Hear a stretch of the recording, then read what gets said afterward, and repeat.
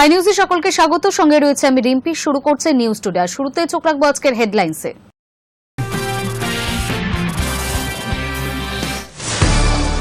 SFI Kolkata জেলা সভাপতি বর্ণনা মুখোপাধ্যায়কে তলব পুলিশের। 24 ঘন্টার মধ্যেই হাজিরা নির্দেশ। অন ডিউটি পুলিশ অফিসারকে চড় মারার অভিযোগ। মুখ্যমন্ত্রীর প্রশংসায় দিলীপ। মুখ্যমন্ত্রীর বিরুদ্ধে অন্তত দুর্নীতির কোনো অভিযোগ নেই, দাবি দিলীপের।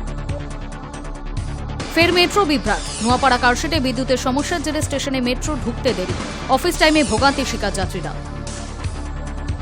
ভূমিকম্পে কেঁপে উঠল রাজধানী শহর। দিল্লির পাশাপাশি নয়ডা, গুরগাঁও, গাজিয়াবাদ, ফরিদাবাদেও কম্পন। রিক্টার স্কেলে কম্পনের মাত্রা 4.1। অযোগ্যরা বসতে পারবে না এসএসসি পরীক্ষায়। রাজ্যের আর্জি খারিজ করে জানিয়ে দিল হাইকোর্টের ডিভিশন বেঞ্চ। এর আগে একই নির্দেশ দিয়েছিল কলকাতা হাইকোর্টের সিঙ্গেল বেঞ্চ। সেই নির্দেশকে চ্যালেঞ্জ করে ডিভিশন বেঞ্চে গিয়েছিল রাজ্য এবং এসএসসি, কিন্তু সেই আর্জি খারিজ হয়ে গেল আবারও। সুপ্রিম কোর্টের নির্দেশ অনুযায়ী এসএসসি পরীক্ষার বিজ্ঞপ্তি জারি করেছে এসএসসি, কিন্তু অভিযোগ উঠেছিল সেই বিজ্ঞপ্তি কারচুপি রয়েছে। কায়দা করে অযোগ্যদের পরীক্ষায় বসার সুযোগ করে দেওয়া হচ্ছে, তা নিয়েই মামলা হয়েছিল হাইকোর্টে।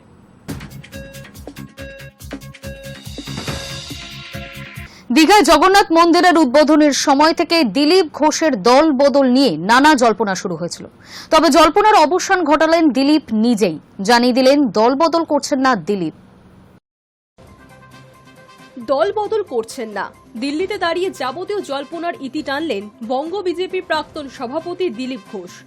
বুধবার শিবপ্রকাশের সঙ্গে সাক্ষাতের পর দিলীপ বলে দিলেন, যে পার্টি দাঁড় করিয়েছে সে কেন দল ছাড়বে। তবে একই সঙ্গে মুখ্যমন্ত্রী মমতা বন্দ্যোপাধ্যায়ের প্রশংসাও শোনা গেল দিলীপের মুখে।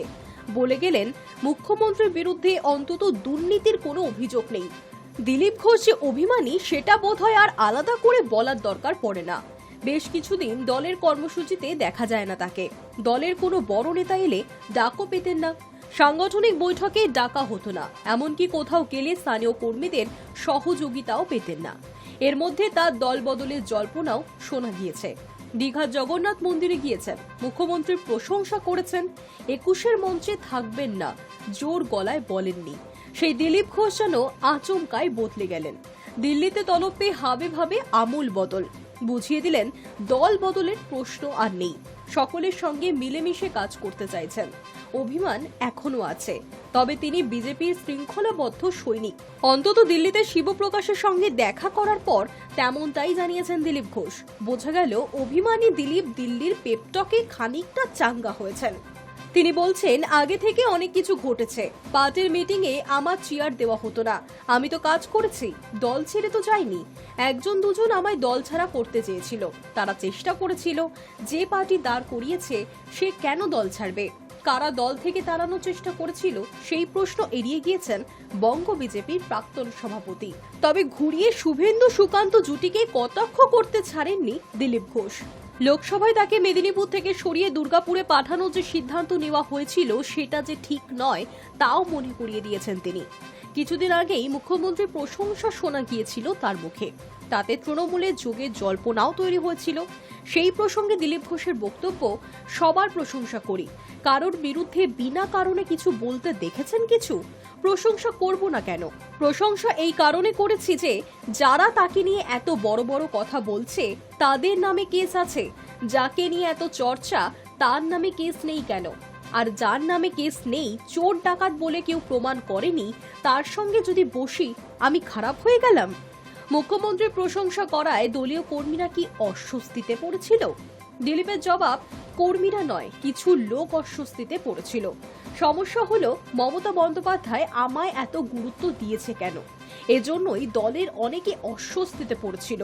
তার নিশানা যে বিরোধী দলনেতা শুভেন্দু অধিকারীর দিকে, সেটা বলতে রাজনৈতিক বিশেষজ্ঞ দরকার পড়বে না। Hi news Network. রাজনৈতিক মিছিলে অনুমতি না মেলায় ফের হাইকোর্টের দ্বারস্থ বিজেপি। আগামী 13 জুলাই কাঁথিতে বিরোধী দলনেতা শুভেন্দু অধিকারীর নেতৃত্বে জনসভা, যার জন্য 5 জুলাই আবেদন জমা করেছিল পদ্মসেবে। তবে অভিযোগ, এখনো পুলিশের তরফে অনুমতি দেওয়া হয়নি।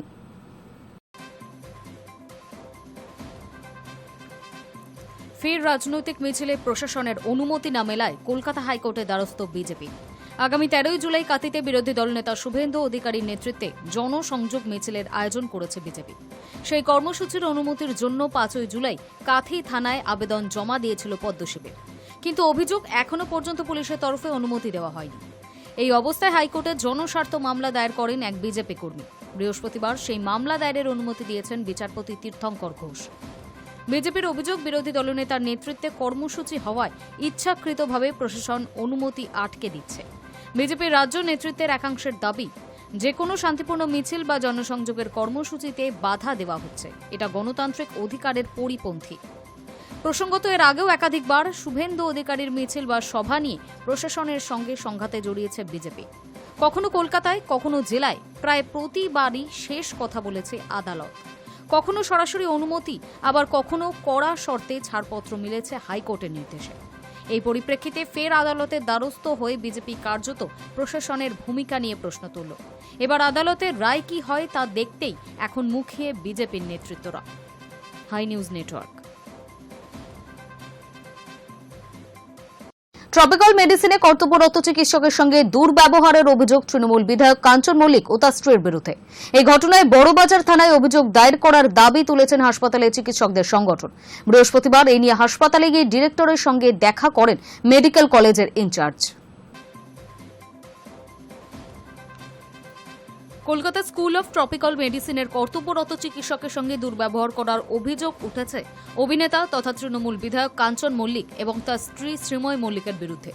এই ঘটনায় দুজনের বিরুদ্ধে বড়বাজার থানায় সরকারিভাবে অভিযোগ জানানোর দাবি তুলেছে ওই হাসপাতালে চিকিৎসকদের সংগঠন। এই নিয়ে বৃহস্পতিবার ট্রপিক্যাল মেডিসিনের ডিরেক্টরের কাছে স্মারকলিপি জমা দিতে চায় তারা। এই আবহে বৃহস্পতিবার হাসপাতালে গিয়ে ডিরেক্টরের সঙ্গে দেখা করেন মেডিকেল কলেজের ইনচার্জ। চিকিৎসকেরা স্মারকলিপিতে জানিয়েছেন, বুধবার 9 জুলাই ট্রপিক্যাল মেডিসিনের আউটডোরে এক চিকিৎসককে হেনস্থা করা হয়, আর তা করেছেন এক জনপ্রতিনিধি। ওপিডিতে এক গুরুতর অসুস্থ শিশুকে দেখছিলেন মেহবুবুর রহমান। সেই সময় অপেক্ষমান রোগীদের কাটিয়ে নিয়ম না মেনেই সেখানে ঢুকে পড়েন কাঞ্চন এবং তার স্ত্রী। তারা দাবি করেন তখনই তাদের আত্মীয় রক্তচাপ মাপতে হবে মেহবুবারকে, সেই সঙ্গে প্রেসক্রিপশনে মেটফরমিন লিখে দিতে হবে। স্মারকলিপিতে চিকিৎসকদের সংগঠন লিখেছে, মেহবুবুর যখন জানান যে তিনি ওই শিশুর চিকিৎসা করছেন, তখনই দুর্ব্যবহার শুরু করেন বিধায়ক এবং তার স্ত্রী। তারা চিকিৎসকের নাম এবং রেজিস্ট্রেশন নাম্বার জানতে চান, সেই সঙ্গে হুমকিও দেন। এই ঘটনা একেবারেই গ্রহণযোগ্য নয় বলে চিকিৎসকেরা স্মারকলিপিতে জানিয়েছেন। বিধায়কের এই আচরণের কারণে অপেক্ষমান রোগীদের মধ্যে আতঙ্কেরও সৃষ্টি হয়। রোগীর চিকিৎসাতেও বিভ্রাট তৈরি হয়েছে বলেও জানিয়েছেন আরডিএ। নিজেদের বিরুদ্ধে এই অভিযোগ অবশ্য আগেই উড়িয়ে দিয়েছেন কাঞ্চন এবং শ্রীময়। শ্রীময় জানিয়েছেন, 10 দিন কলকাতার ট্রপিক্যাল মেডিসিন হাসপাতালে ভর্তি ছিলেন তার দিদা প্রভা রানী মণ্ডল চর্মরোগজনিত সমস্যার কারণে। তারপর সময় মতো ছাড়াও পেয়ে যান তিনি। বুধবার ফের চেক আপ করানোর জন্য দিদাকে নিয়ে হাসপাতালে গিয়েছেন শ্রীময় এবং স্বামী কাঞ্চন। তৃণমূল বিধায়ক বলেন, দিদি শাশুড়ির রক্তচাপ মাপার কথা বলেছিলাম আমি, তাতেই খুব রুড ভাবে জবাব দেন চিকিৎসক। আমায় বলেন, আপনি আমায় নির্দেশ দিচ্ছেন, তাতে আমি সরি বলি। এই হাসপাতালে চিকিৎসকেরাই শ্রীময়ের দিদাকে সারিয়ে তুলেছিল।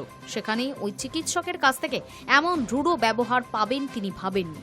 তাদের দাবি, বাকি 5 জনের মতো টিকিট কেটে লাইনে দাঁড়িয়ে ডাক্তার দেখানোর পরে এমন ঘটনা সত্যিই মেনে নেওয়া যায় না।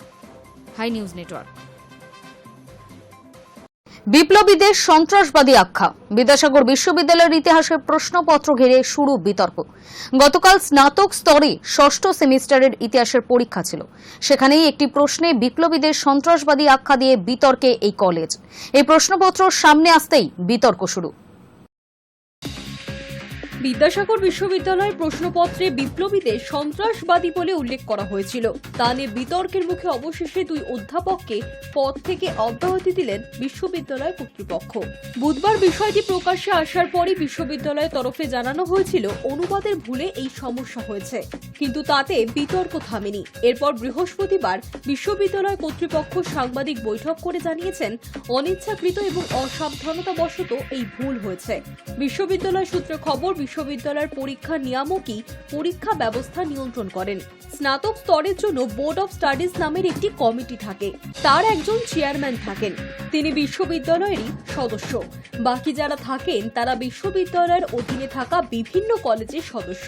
সেই বোর্ড অফ স্টাডিজ কলেজের চেয়ারম্যান এবং আর এক সদস্যকে পদ থেকে অব্যাহতি দিয়েছেন বিশ্ববিদ্যালয় কর্তৃপক্ষ। জানা গিয়েছে, পশ্চিম মেদিনীপুরের বিদ্যাসাগর বিশ্ববিদ্যালয়ে বুধবার স্নাতক স্তরের ষষ্ঠ সেমিস্টারের ইতিহাস পরীক্ষা ছিল। সেখানে একটি প্রশ্ন ছিল, মেদিনীপুরে 3 জন জেলা ম্যাজিস্ট্রেটের নাম করো যারা সন্ত্রাসবাদীদের দ্বারা নিহত হন। এই প্রশ্ন ঘিরেই শুরু হয় বিতর্ক।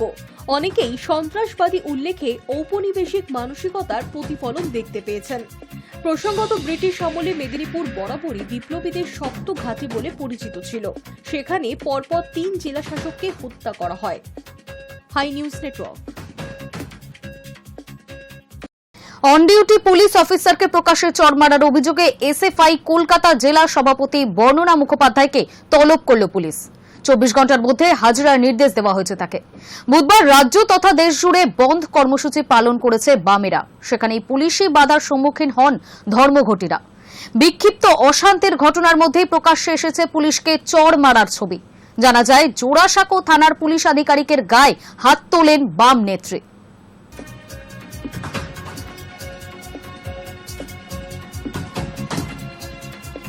রাস্তার অবস্থা বেহাল, প্রশাসনকে জানিয়েও হয়নি কোনো লাভ।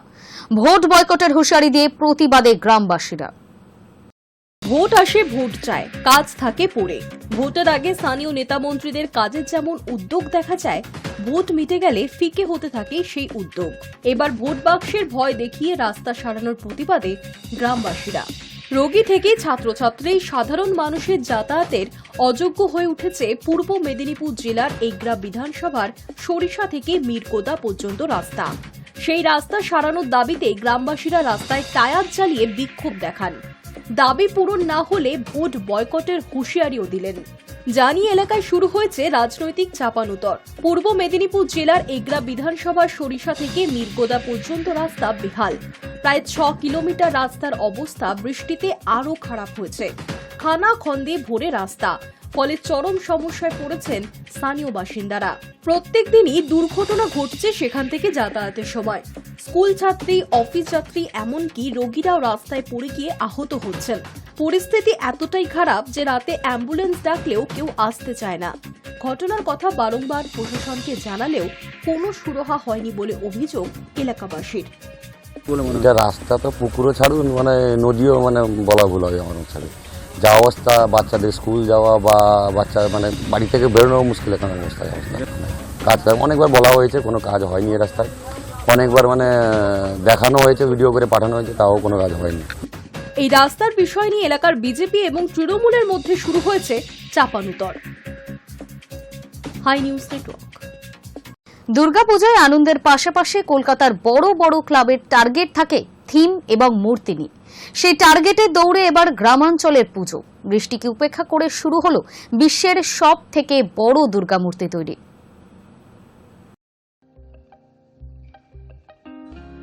বাঙালির শ্রেষ্ঠ উৎসব দুর্গাপুজো। আর মাত্র 2 মাসের মতো বাকি দুর্গাপুজোর, কিন্তু তার আগেই বাংলায় শুরু হয়েছে বৃষ্টি।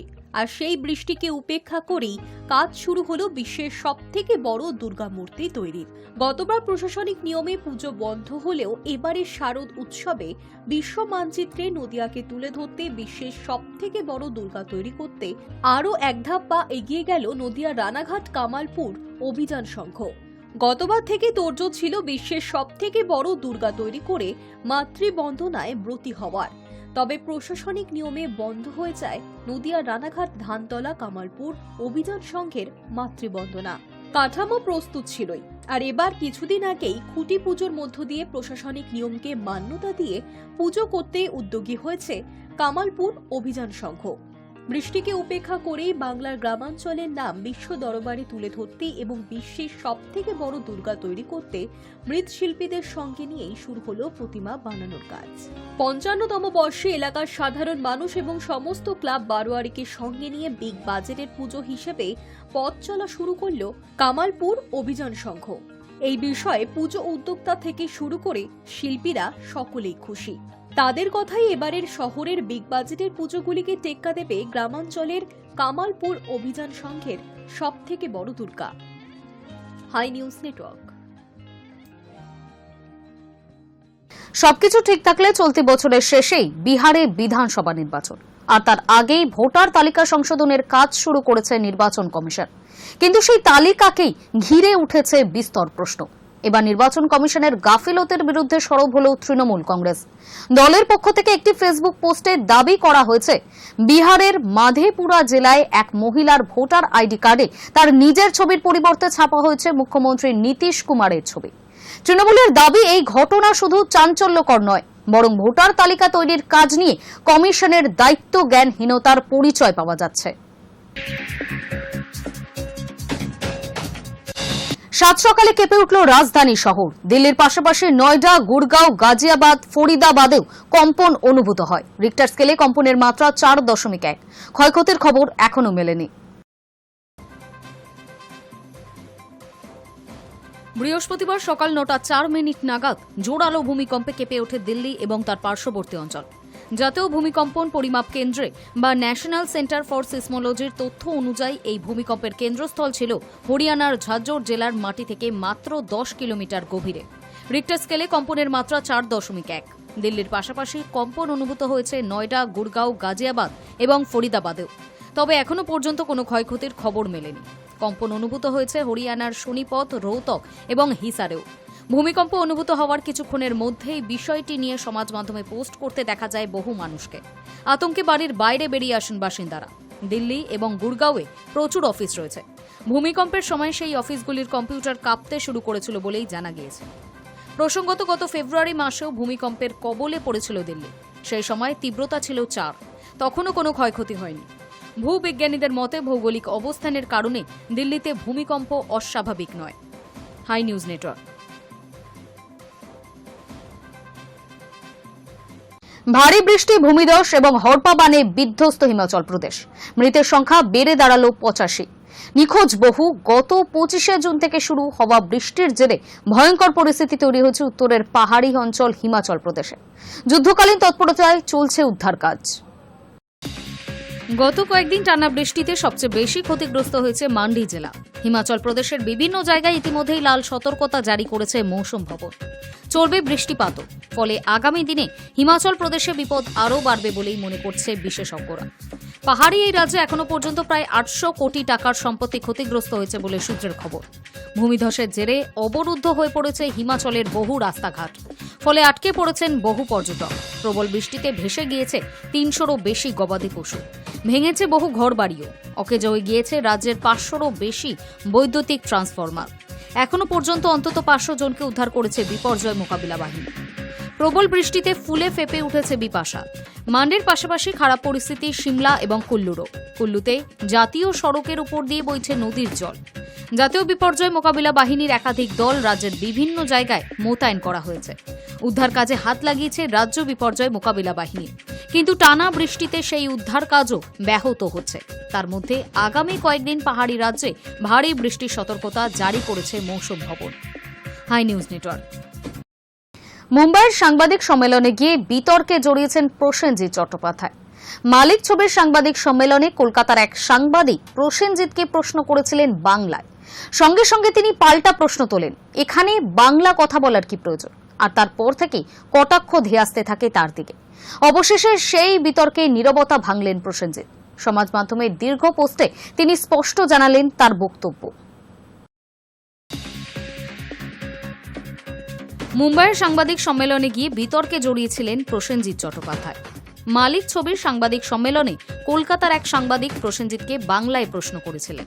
সঙ্গে সঙ্গেই তিনি পাল্টা প্রশ্ন তোলেন, এখানে বাংলায় কথা বলার কি প্রয়োজন? আর তারপর থেকেই কটাক্ষ ধেয়ে আসতে থাকে তার দিকে। অবশেষে সেই বিতর্কে নীরবতা ভাঙলেন প্রসেনজিৎ। সমাজ মাধ্যমে দীর্ঘ পোস্টে তিনি জানালেন, সাংবাদিক সম্মেলনে যারা উপস্থিত ছিলেন তাদের বেশিরভাগ মানুষই বাংলা বোঝেন না, তাই তার এই মন্তব্য। সমাজ মাধ্যমে তিনি লিখেছেন, কিছুদিন হলো আমার একটা কথা বলা ভালো একটা বাক্য সমাজ মাধ্যমে ছড়িয়ে পড়েছে। আমি 42 বছর মূলত বাংলায় কাজ করেছি। ওই স্বীকারোক্তিতে অভিনেতা দাবি করেছেন, সেদিন সাংবাদিক সম্মেলনে উপস্থিত চিত্র পরিচালক, শিল্পী বা অন্যান্যরা সকলেই প্রথম থেকে ইংরাজিতে কথা বলছিলেন। এর মধ্যেই কলকাতার এক সাংবাদিক তাকে বাংলায় প্রশ্ন করেন। সেই মুহূর্তে তার মনে হয়েছিল বাংলায় উত্তর দিলে হয়তো অনেকে সঠিক মানে বুঝতে পারবেন না, তাই তিনি ওই কথা বলেছিলেন। উক্ত সাংবাদিক সম্পর্কেও লিখেছেন প্রসেনজিৎ। তিনি স্পষ্ট লেখেন, বাংলার একজন সাংবাদিক আমায় বাংলায় প্রশ্ন করেন। তিনি আমার দীর্ঘদিনের পরিচিত স্নেহের পাত্রে। যেহেতু ওখানে বাংলা ভাষা বোঝেন না এমন মানুষের সংখ্যাই বেশি, তাই খানিকটা বাধ্য হই আমি ওকে বলি বাংলায় কেন প্রশ্ন করছেন। কিন্তু তারপর থেকে যেভাবে কলকাতা সহ গোটা বাংলায় তিনি কটাক্ষের শিকার হচ্ছেন, তাতে কষ্ট পাচ্ছেন বলেই জানান অভিনেতা। তিনি লিখেছেন, অনেকেই এই কথার আক্ষরিক সূত্রে হয়তো আঘাত পেয়েছেন। কষ্ট আমিও পেয়েছি, এখনো পাচ্ছি। কারণ ওই কথার এমন প্রতিক্রিয়া হতে পারে ভাবতেই পারিনি। হয়তো কয়েকটা ইংরাজি শব্দ ব্যবহার করে আমার বলা কথার উদ্দেশ্যটা আমি বোঝাতে পারিনি। আমার ধারণা সেখান থেকেই ভুল বোঝাবুঝি হয়েছে। কারণ নিজেদের মাতৃভাষাকে অসম্মান করার কথা আমি দুঃস্বপ্নেও ভাবতে পারি না। আমার প্রশ্ন বুম্বাদাকে, সেটা হচ্ছে যে বাংলায় তোমাকে পুলিশের ছুটিতে দেখেছি প্রবীর রায়চৌধুরী, এখানেও দেখে মনে হচ্ছে ওইরকমই একটা কিছু। তো Why do you need to talk in Bengali? আমি বাংলায় কথা বলি। বাংলা ভাষা নিয়ে নিজের আবেগ উজাড় করে দিয়েছেন তিনি। প্রসেনজিৎ লিখেছেন, বাংলা আমার প্রাণের ভাষা, ভালোবাসার ভাষা। তবে চিরকাল আমার কাছে বাংলার মানুষের বিচার শিরোধার্য। জীবনের শেষ দিন পর্যন্ত এই ধারণা অটুট থাকবে। তবে শেষে যেটা না বললেই নয়, আমি এটুকু বুঝেছি আমার বলা কথায় আপনাদের যথেষ্ট আঘাত লেগেছে, তাই আমি দুঃখিত। Hi news Network. বৃষ্টি কমলেও এখনো মেঘাচ্ছন্ন কলকাতার আকাশ। বৃহস্পতিবার সকালেও রোদের দেখা মেলেনি। আলিপুর জানিয়েছে, কলকাতায় বৃহস্পতিবার ভারী বৃষ্টি না হলেও বিক্ষিপ্তভাবে কোথাও কোথাও বজ্রবিদ্যুৎ সহ হালকা থেকে মাঝারি বৃষ্টিপাত হতে পারে। সঙ্গে ঝড় বৃষ্টি চলবে দক্ষিণবঙ্গের আরও 7 জেলায়। বৃষ্টি কমলেও এখনো মেঘাচ্ছন্ন কলকাতার আকাশ। বৃহস্পতিবার সকালেও রোদের দেখা মেলেনি। আলিপুর জানিয়েছে, কলকাতায় বৃহস্পতিবার ভারী বৃষ্টি না হলেও বিক্ষিপ্তভাবে কোথাও কোথাও বজ্রবিদ্যুৎ সহ হালকা থেকে মাঝারি বৃষ্টিপাত হতে পারে। সঙ্গে ঝড় বৃষ্টি চলবে দক্ষিণবঙ্গের আরও 7 জেলায়। হাওয়া অফিস জানিয়েছে, গত 24 ঘন্টায় দক্ষিণবঙ্গে বৃষ্টি কমেছে। বৃহস্পতিবারও উত্তর 24 পরগনা, দক্ষিণ 24 পরগনা, 2 মেদিনীপুর, পুরুলিয়া, ঝাড়গ্রাম এবং বাঁকুড়ায় বজ্রবিদ্যুৎ সহ ঝড় বৃষ্টি হতে পারে। এছাড়া সপ্তাহভর দক্ষিণবঙ্গের সব জেলাতেই হালকা থেকে মাঝারি বৃষ্টি চলবে। ভিজবে কলকাতাও। আগামী সোমবার 2 24 পরগনায় ফের ভারী বৃষ্টি হতে পারে। তার আগে দক্ষিণবঙ্গে আবহাওয়ার বিশেষ উন্নতি হওয়ার সম্ভাবনা নেই। উত্তরবঙ্গেও গত 24 ঘন্টায় সেরকম ভারী বৃষ্টি হয়নি। দার্জিলিংয়ে 23.2 মিলিমিটার, কালিম্পংয়ে 31 মিলিমিটার এবং কোচবিহারে 24.5 মিলিমিটার বৃষ্টি হয়েছে।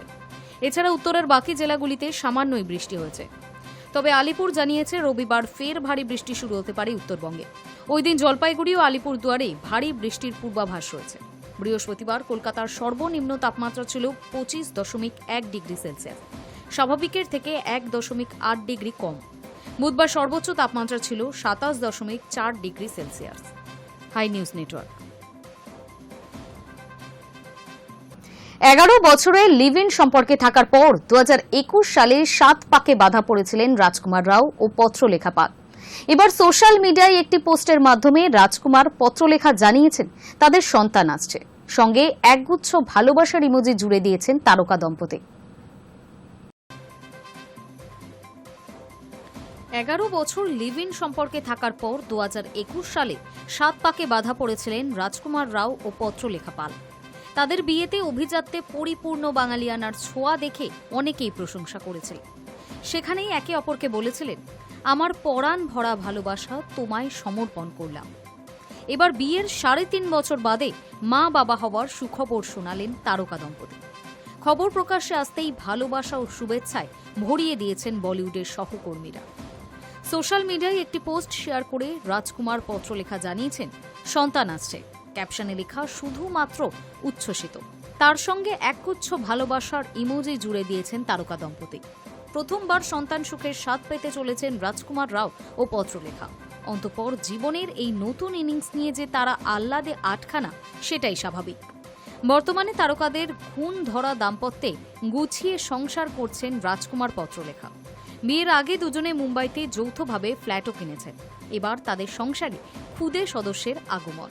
তারকা দম্পতির মা বাবা হওয়ার খবরে শুভেচ্ছা জানিয়েছেন ফারাহ খান, কিয়ারা আডবাণী, হুমা কুরেশি, ভারতী সিং, তৃপ্তি ডিমরি, সোহা আলী খান পদৌতি, ওয়ামিকা গব্বি, নেহা ধুপিয়া সহ বলিউডের আরও অনেক তারকা। হবু মা বাবাকে ভালোবাসায় ভরিয়ে দিয়েছেন তারা। 1 দশক আগে পত্রলেখার সঙ্গে রাজকুমারের আলাপ। সময়ের সঙ্গে সঙ্গে তাদের বন্ধুত্ব আরও গাঢ় হয়েছে। লিভ ইন সম্পর্কে থাকা শুরু করেন তারা। রাজকুমার একাধিক সাক্ষাৎকারে বলেছেন, প্রথমবার এক বিজ্ঞাপনে পত্রলেখাকে দেখেই পছন্দ হয়ে গিয়েছিল তার। পরবর্তীতে সেই বন্ধুত্ব প্রেমে পরিণত হয় 2014 সালে, যখন দুজনে একসঙ্গে সিটি লাইটস সিনেমায় অভিনয় করেছিলেন। 2021 সালের অক্টোবর মাসে পত্রলেখাকে এক পার্টিতে ঘনিষ্ঠ মহলের সামনেই বিয়ের জন্য প্রস্তাব দেন রাজকুমার। আর তার ঠিক 1 মাসের মাথাতেই নভেম্বর মাসে 7 পাকে বাধা পড়েন তারা। অভিনেতা আবার বাঙালি স্ত্রীর থেকে বাংলা ভাষা বলাও শিখেছেন। সম্প্রতি মালিকের ট্রেলার লঞ্চের অনুষ্ঠানে তার প্রমাণও দিয়েছেন তিনি। Hi news Network. নিয়ে নেব একটা ছোট্ট বিরতি।